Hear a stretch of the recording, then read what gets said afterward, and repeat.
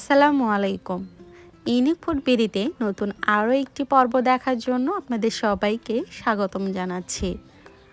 আজকে আপনাদের সাথে আমি এমন একটি রেসিপি শেয়ার করব যেটি কিনা বাংলাদেশ এবং ভারতের খুবই জনপ্রিয় একটি মিষ্টান্ন। আজকের এই রেসিপিটি বাংলাদেশে মৌচাক পিঠা আর ভারতে রাজস্থানের ঘেওয়ার নামে পরিচিত। তো চলুন তাহলে শুরু করা যাক রেসিপিটি। এর জন্য একটি মিক্সিং বোল নিয়েছি আর দিয়ে দিচ্ছি 1/4 কাপ ঘি। ঘিটা কিন্তু অবশ্যই নর্মাল তাপমাত্রায় থাকতে হবে। আর এ পর্যায়ে নিয়েছি একটি বড় সাইজের বরফের টুকরা, দেখতেই পাচ্ছেন। এখন বরফের টুকরা দিয়ে ঘিয়ের উপরে এইভাবে অনবরত ঘষে ঘষে নিতে হবে। এখানে একটি কথা বলে রাখি, আজকের এই রেসিপিতে কিন্তু ঘি নিতে হবে, ঘিয়ের বদলে বাটার কিংবা তেল দিলে কিন্তু হবে না। তো এইভাবে অনবরত ঘষে ঘষে প্রায় 4 থেকে 5 মিনিটের পর দেখতে পারবেন সাদা রং হয়ে এসেছে, তার মানে ঘিটার কালারটা পরিবর্তন হয়ে এসেছে।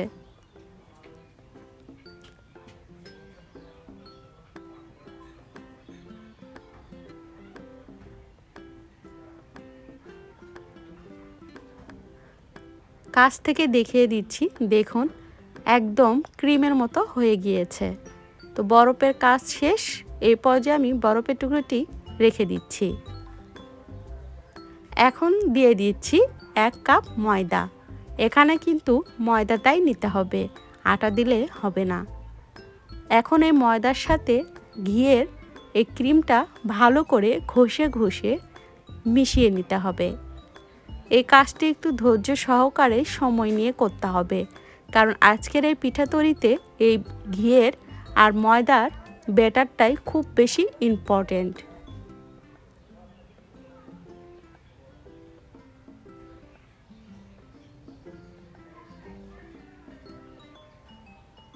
দেখুন একদম ব্রেড ক্রাম্পের মতন হয়ে গিয়েছে। এখন এর ভিতরে আমি দিয়ে দিচ্ছি ঠান্ডা 1/2 কাপ দুধ। তো একেবারে দিব না, অল্প একটু দুধ দিয়ে দিলাম, দিয়ে একটু মাখিয়ে নিচ্ছি। আর দুধটা কিন্তু অবশ্যই ঠান্ডা হতে হবে। ফ্রিজের নর্মাল সাইডে রেখে দুধটা আমি ঠান্ডা করে নিয়েছি। এখন সবগুলো দিয়ে দেওয়ার পরে এইভাবে কচলিয়ে কচলিয়ে মাখিয়ে নিতে হবে।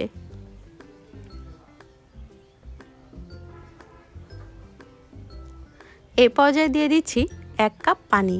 তবে পানিটাও আমি একেবারে দিব না, অল্প করে দিয়ে আমি এইভাবে অনবরত মাখিয়ে নিব।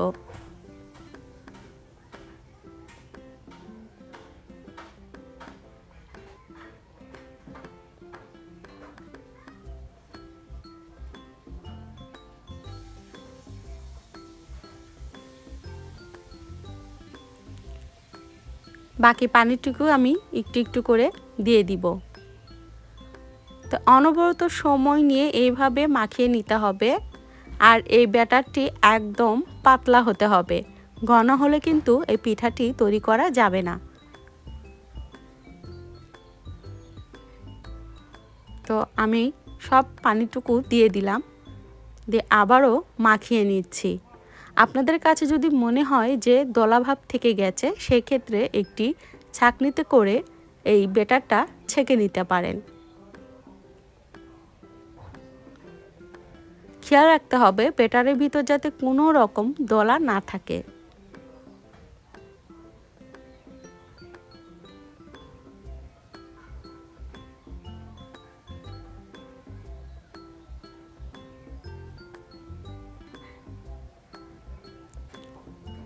এখন এই পর্যায়ে আমি দিয়ে দিচ্ছি 1 চা চামচ লেবুর রস, দিয়ে ভালো করে মিশিয়ে নিচ্ছি। আপনারা হয়তো ভাবতে পারেন লেবু রস দিলে দুধের হয়তো ছানা কেটে যাবে, একদমই না। এই ব্যাটারে লেবু রস দিলে পিঠাটা একদম পারফেক্ট হবে। তো এটি ঠান্ডা করার জন্য আমি নর্মাল ফ্রিজার সাইডে রেখে দিলাম। এখন চলে এসেছি চুলায় শিরা করার জন্য, তার জন্য দিয়ে দিলাম 1/2 কাপ পানি আর দিয়ে দিচ্ছি 1 কাপ চিনি। তো একটি চামচ দিয়ে আমি নেড়ে দিচ্ছি।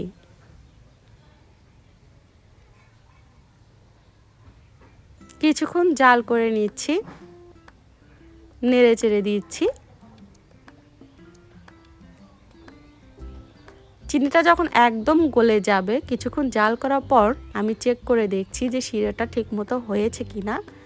দেখুন, কাছ থেকে দেখিয়ে দিচ্ছি যে এইরকম একটার হবে, তার মানে শিরাটা একদম রেডি হয়ে গিয়েছে। তো এখন চলে আসলাম পিঠা তৈরি করার জন্য।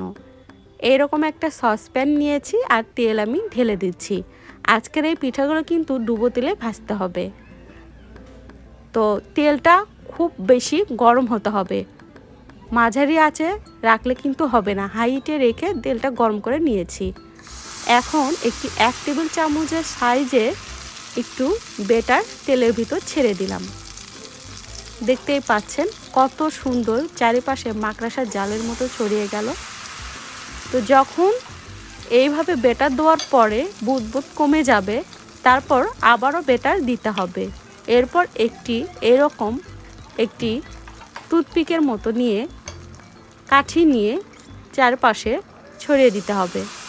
কিছুক্ষণ পর পর সময় নিয়ে এইভাবে বেটারটা তেলের ভিতরে ছেড়ে দিতে হবে। দেখে নিশ্চয়ই বুঝতে পারছেন, আসলে এটি বলে বোঝানো সম্ভব নয়, আপনাদেরকে ভালো করে এটি দেখতে হবে। তো আমি কিছুক্ষণ পর পর 1 টেবিল চামচ পরিমাণের বেটার তেলের ভিতর ছেড়ে দিচ্ছি।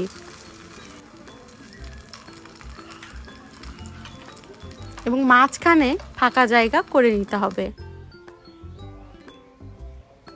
তো এইভাবে অনবরত 1 টেবিল চামচ পরিমাণে বেটার নিয়ে তেলের মাঝখানে দিতে হবে। খুব বেশি বেটার দিতে যাবেন না, অল্প অল্প করে দিয়ে এই পিঠাটা তৈরি করে নিতে হবে।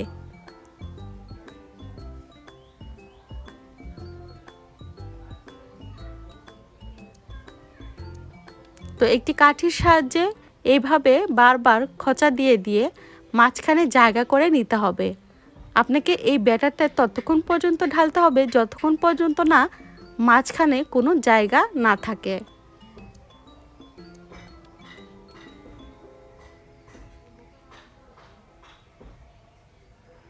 তো আমি বারবার এইভাবে কাটি দিয়ে জায়গা করে নিচ্ছি আর অল্প করে করে ব্যাটার দিয়ে একটা জালির মতো করে নিচ্ছি। দেখতেই পাচ্ছেন যে কী রকম হয়েছে।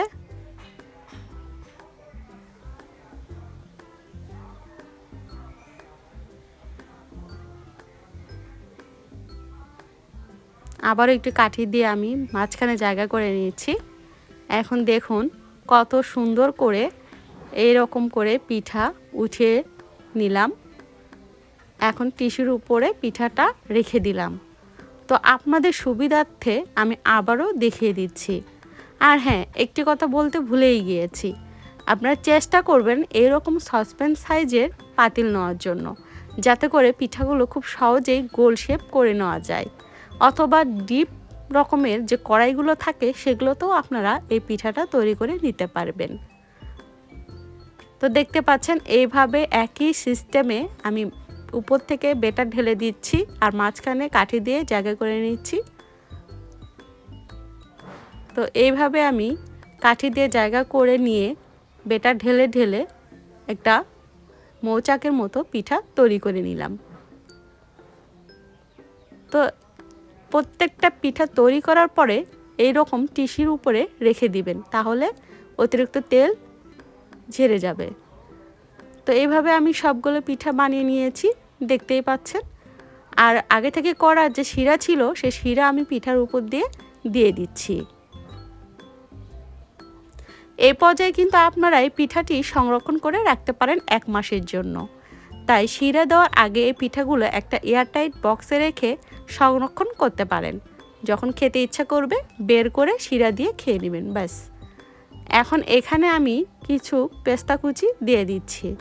এটি মূলত অপশনাল, আমি দিচ্ছি শুধুমাত্র সৌন্দর্য দেখানোর জন্যই। এটা না দিলে স্বাদের কোনো হেরফের হবে না।